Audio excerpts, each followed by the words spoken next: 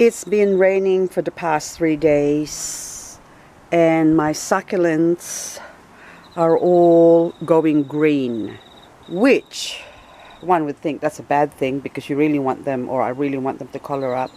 But it's actually not too bad because it means that this is a good opportunity for the other succulents that are not exposed to the sun to be acclimatized. But look at that. Beautiful. Look how this area is really red, and at the back there it's going green as it goes further into the shade, because this area here are mostly getting morning sun and doesn't get any exposure to the afternoon sun, and therefore it goes from the one that's exposed here are much more colorful compared to the ones that's at the back. Hello there, my name is Liz, a self-confessed succulent addict. Welcome to my channel, Growing Succulents.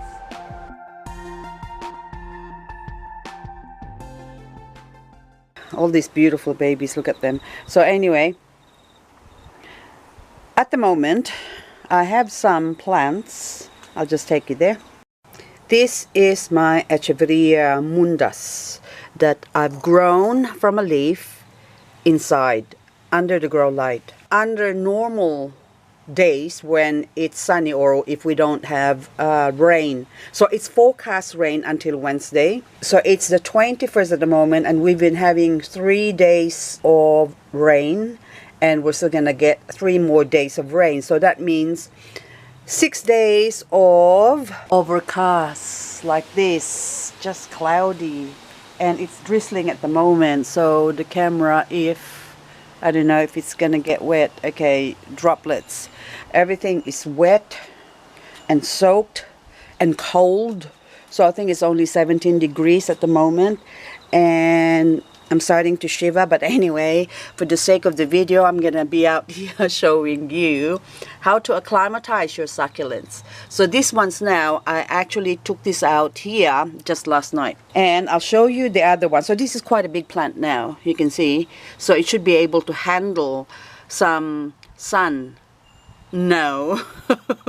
That doesn't mean just because it's big it can handle the sun. It's actually worse. The bigger surface area means the more sunburn it's gonna get if I expose this when it's sunny.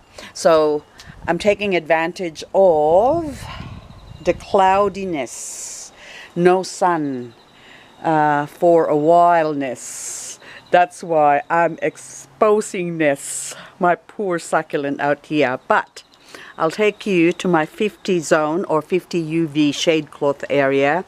So this one is sort of the area where I acclimatize really a lot of the succulents from being grown in the shade to the 50 zone area. So this is where I normally put my succulents that are a bit newly acquired or babies that's just grown, like these ones. So most of these are grown under the grow light. So this is Echeveria St. Louis or Santa Louis, St. Louis, and also PVN or Pearl von Nürnberg, and this one is another baby Moondust, and also that Echeveria Pebbles.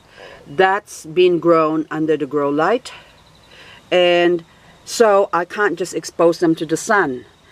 Yet I already put it out here straight away because we've had overcast weather, which means the sun did not come out. Apart from 3 days ago, it was sort of on and off, and I did not put it here straight away. But then a day later or 2 days ago, the whole day it was overcast, so in the afternoon I decided to put it here.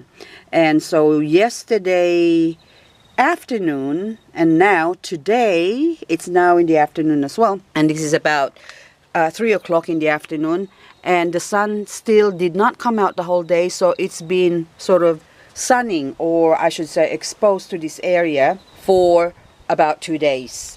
And obviously they're not burned because the sun's not out. So you can see they're doing really well. So now in 3 days time, when the sun comes out, they will be well acclimatized to the area. They're already used to the ambient of the area that's here. So this one is Pachyphytum Sidowski, or baby fingers. And this one now, I have been growing this one over, I have to move slowly so you can see, over that side there. So that doesn't get any direct sunlight. So where this gilva is, my red gilva here, that's where it was. That's where I had it growing.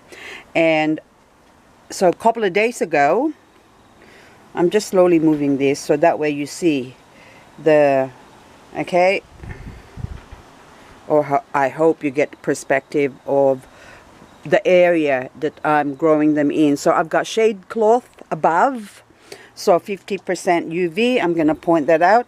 But they do get some, so where it is here now, so you can see all the pink, the pinkiness.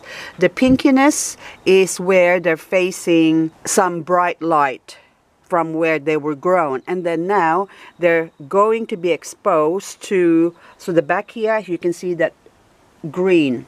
So by next week, by say Wednesday, because it's Sunday now and it's gonna be raining until Wednesday, they said, so by Thursday it might get some sunlight, direct sunlight, afternoon sun in here. But I've got this plant here, so if you look at that, you've got this sort of covering that part of it, which means if the sunlight hits it, or the sun hits it, it will have this as a protection. That way it will slowly ease this plant into getting acclimatized, and eventually all of these plants, even the back ones, would look like these ones in the front.